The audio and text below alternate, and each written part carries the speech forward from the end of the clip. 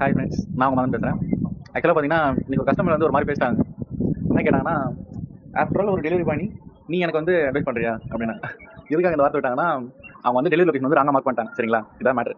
நான் வந்து என்ன பண்ணிட்டேன், கூட வந்து புது லொகேஷன் வர சொல்லியிருந்தாங்க. அங்கேயும் போயிட்டு நான் ஆக்சுவலாக டெலிவரி கொடுக்கும்போது அந்த இன்சிடென்ட் நடந்தது. நான் கொடுக்கும்போது ஒரு வார்த்தை சொல்லிட்டாங்க அவங்ககிட்ட, மேடம் நெக்ஸ்ட் டைம் வந்து டெலிவரி லொகேஷன் வந்து கரெக்டாக மார்க் பண்ணுங்க. இப்போ நீங்கள் தப்பாக மார்க் பண்ணாலும் என்ன மாதிரி நெக்ஸ்ட் டைம் வர டெலிவரி பண்ணுற ரொம்ப கஷ்டப்படுவாங்க. ஸோ அது மட்டும் கொஞ்சம் கரெக்ட் பண்ணிக்கோங்க மேம் அப்படின்னு தான் சொன்னேன். எப்படி மேம் அப்படின்னு தான் சொன்னேன். அவங்களுக்கு அது என்ன தோணுச்சுன்னு தெரியல. ஆஃப்டர் ஆல் ஒரு டெலிவரி பாய் நீ எனக்கு அட்வைஸ் பண்ணுறியா அப்படின்ற மாதிரிலாம் பேசிட்டாங்க. நான் ஆஃப்டர் ஆல் ஒரு டெலிவரி பாய் தான், சரிங்களா.